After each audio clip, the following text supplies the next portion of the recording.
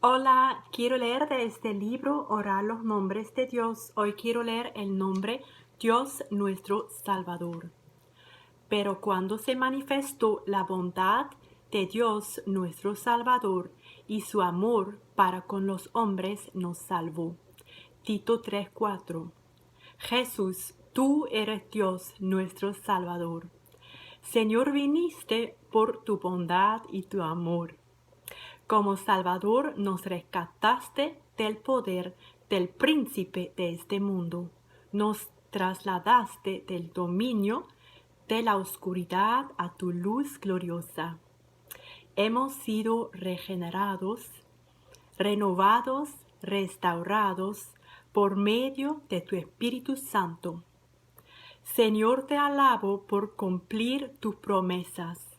Exalto tu nombre, Jesús, por darme paz a través de tu sangre. Te honro, Espíritu Santo, por capacitarme para ser testigo tuyo. No hay nadie como tú. Amén.